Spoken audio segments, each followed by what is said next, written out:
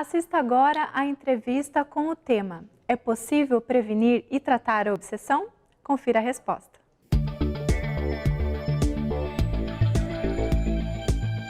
Olá, seja muito bem-vindo. É bom ter você conosco mais uma vez. E nós estamos aqui no nosso bate-papo, na nossa entrevista. E como havíamos prometido, num programa passado, de trazer o Daniel para falar novamente sobre o tema obsessão. Porque é um tema muito particular, de abordagem muito particular, muito própria do Espiritismo. Mas agora, Daniel, não para tratar do conceito, para tratar da prevenção e do tratamento. Me parece que nós temos aí muita coisa para oferecer, não é? De fato, Márcio, a terapêutica, ela existe e é necessária, porque uma criatura que passa por um processo obsessivo é uma criatura que precisa de ajuda. E, às vezes, de tamanha intensidade a ação dos espíritos, né, sobre aquela criatura, que sozinho ele não consegue vencer. Né? Então, há necessidade, como outras terapêuticas, por exemplo, da drogadição de maneira geral, do álcool, etc., também é necessária a ajuda da família. E a doutrina espírita também oferece uma terapêutica muito eficaz para o tratamento desobsessivo. Ok, Daniel, talvez valha a pena então recuperar um pouquinho desse conceito, né? Obsessão, conforme você falou no programa passado, é a ação persistente que um espírito, ou seja, que um psiquismo exerce sobre o outro. Mas aí um mau espírito. Né? Então a obsessão sempre vai estar ligada a um espírito mau. Sem dúvida nenhuma. Né? Essa é a característica de um psiquismo sobre o outro, ou de vários psiquismos sobre um ou vários psiquismos. Então, nesse sentido, nós vamos encontrar a ação dos invisíveis sobre os visíveis, a ação também que os instrumentos de mídia exercem sobre as pessoas. Sem dúvida nenhuma. Né? A gente vê criminosos exercendo sobre aquelas suas vítimas, muitas vezes, aí vão nos surpreendendo, né? A gente sendo conduzido, aí, às vezes, aos abismos da criminalidade por conta, né, da influência que a gente vem recebendo. Márcio, a doutrina espírita ela nos dá lucidez sobre as questões da vida, né? Nenhum demérito em relação a qualquer outro segmento teológico, mas a doutrina espírita ela nos faz ver de cima de uma montanha todos os processos, né? Não é nenhuma pretensão de ser melhor em absoluto, mas essa é a realidade que a doutrina espírita nos remete.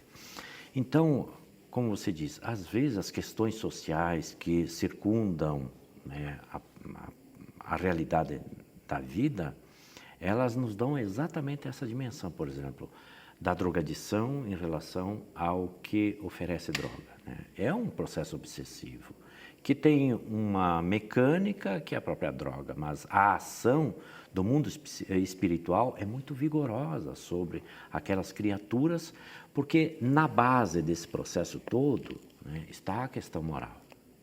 Então, na medida em que as criaturas trazem em germe porções de imoralidade ou de dificuldades da conquista da própria moral, é natural que elas são suscetíveis à ação desses espíritos, como a própria definição diz, maus sobre um indivíduo ou uma sociedade ou uma coletividade. Então vamos agora para o que nós viemos, né?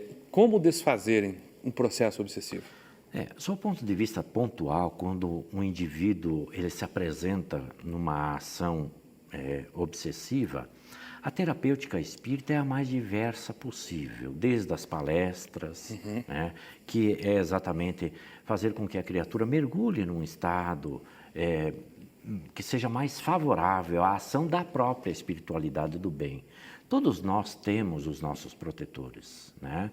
Todos nós contamos, a própria sociedade, as próprias nações contam com os seus protetores espirituais. Então, na medida que você quebra um processo que facilita a ação psíquica... Quebra um circuito, né? Exatamente. Né? Você desfaz isso, a ação do mundo espiritual, do bem, digamos assim, dos benfeitores, é facilitada. E a palestra ela tem essa função, né, de fazer com que a criatura entre num processo diverso, mudando a paisagem mental, favorecendo assim a ação benfazeja dos amigos espirituais. Mas dá para dizer então que uma das estratégias para manter a pessoa vítima da obsessão é isolá-la? Sem dúvida nenhuma. Ou seja, ela sentir que sempre ela está certa, de que nada de ruim está acontecendo, então ela não se submete a nenhuma quebra desse circuito. Uma das características do processo da obsessão é exatamente a chamada fascinação, né? Que é uma das graduações que é mais agudas, digamos assim, da obsessão. A fascinação é exatamente retirar a criatura da presença de alguém que possa esclarecer acerca do que está acontecendo. Então, a ação espiritual da casa espírita e a terapêutica, por conta disso, passa por exatamente essa modificação do status de relação com outras criaturas, né? Enquanto a criatura se isola, a ideia é de que ela seja colocada num contexto, né, de acolhimento e tudo mais, né? Por isso que a família é muito importante nesse processo. E a terapêutica da casa espírita, ela vai mais além, né? Nós temos o chamado passe, que é a transfusão magnética, a chamada fluidoterapia, né? Que ajuda na reconstituição fluídica das forças físicas, porque uma ação muito vigorosa de um ou demais espíritos sobre uma criatura pode levá-la a um processo de debilidade orgânica mesmo. Ela sente-se como se estivesse doente, portador de uma enfermidade, né? Então precisa restaurar as forças físicas para que ela reaja também, né? E há toda uma série de terapêuticas salutares, como é a água magnetizada, né? Também é uma água que contém, além de medicamentos, uma saturação fluídica diferente, né? Como a água é o solvente universal, ela é permeável à ação dos espíritos, depositando nela também esses elementos terapêuticos que favoreçam o processo desobsessivo. Isso, né? as pessoas podem encontrar, o paciente pode encontrar em qualquer instituição espírita, praticamente. Perfeitamente. Já é uma prática comum aí. Comum. Mas há uma outra terapêutica que essa é de maior profundidade. Então, mas você só vai falar dela depois do intervalo, Daniel. Já que ela é de grande profundidade, acho que ela merece um pouquinho mais de tempo, até, Sem dúvida. se você concordar, não é? Sem dúvida. Então a gente faz o intervalo e já volta. Fique conosco. Aguarde uns instantes. A Vida em Foco vai para uma pequena pausa e logo retornaremos com o segundo bloco de entrevistas. Até já!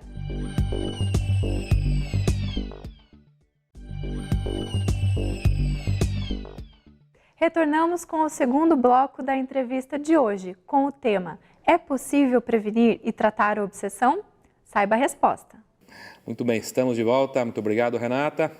Daniel, estamos aqui discutindo, né, para você que está chegando agora, terapêutica, prevenção e terapêutica para o processo de obsessão, né? Então, como é que a gente pode, ao receber um paciente, tratá-lo quando ele está sob a ação, né, e às vezes em gradações muito profundas desse processo de influência espiritual, tá?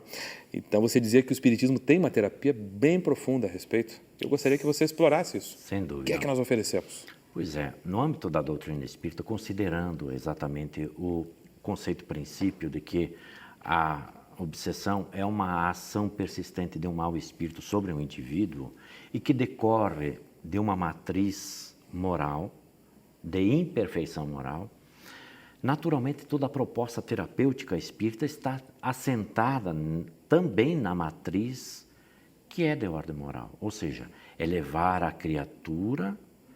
E aí, Márcio, é assim, não tem só o encarnado ou só o desencarnado motivo da ação. Ambos são motivados a renovar-se moralmente. Por isso que a terapêutica espírita é de profundidade, que consiste exatamente em retirar aqueles seres mergulhados neste processo da chamada obsessão, a alterarem a sua matriz de ordem moral, de ordem espiritual. E o que a gente nota, sob o ponto de vista da ação terapêutica, é que muitas vezes o espírito obsessor, ou seja, o desencarnado, tem muito mais facilidade de sair do processo do que propriamente o encarnado. É mesmo? Fica como se verdade. dependente até. Pois é.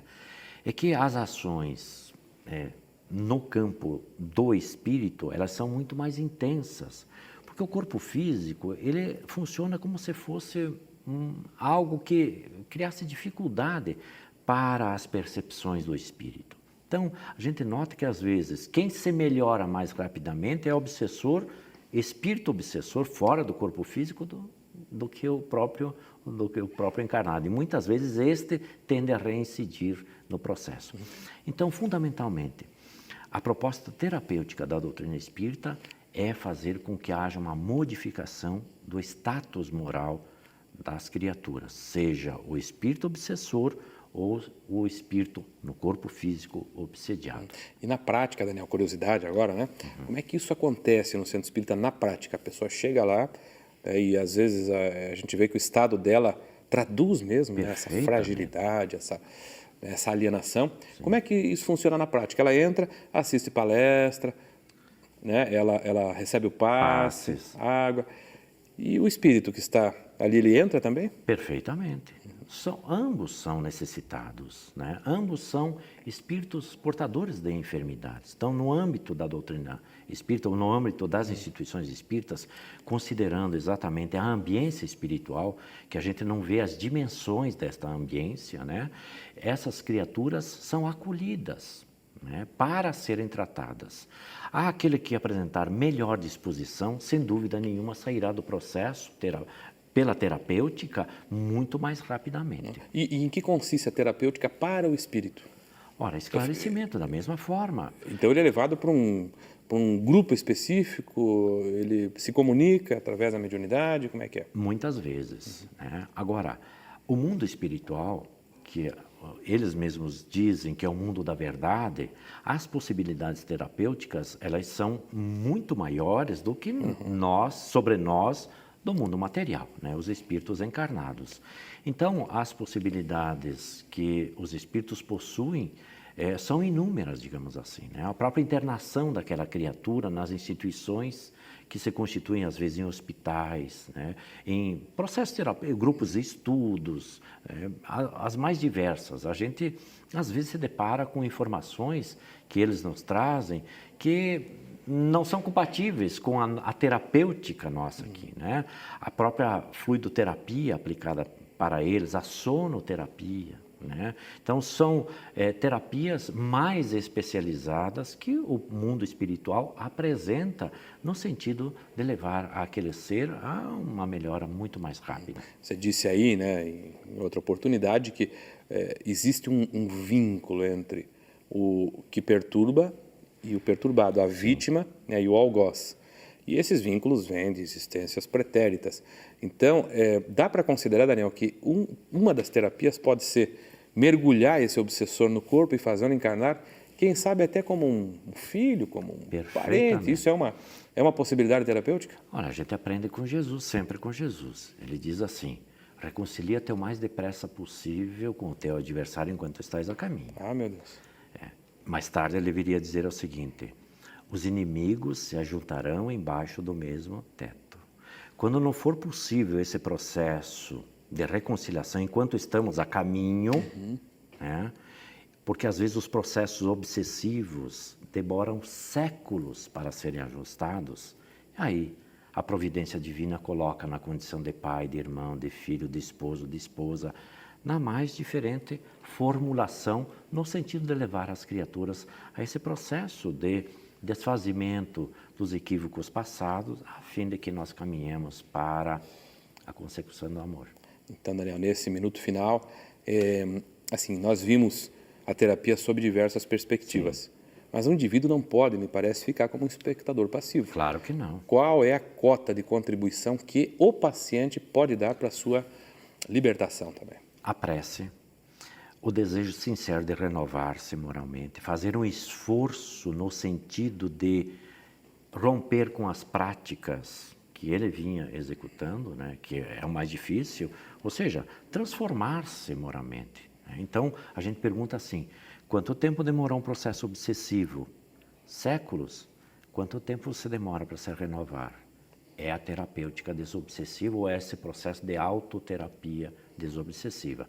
Quanto mais rápido nós temos capacidade de modificar a nossa estrutura de ordem espiritual, tanto mais cedo nós nos desobsedamos.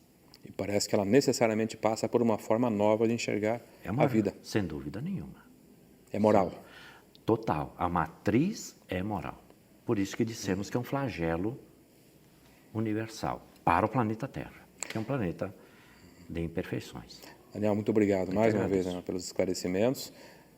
Espero que você volte a tratar desse tema com seus desdobramentos em outras oportunidades. Sim, Márcio. E a você que nos acompanhou também, a nossa gratidão. Fique conosco, o programa ainda continua.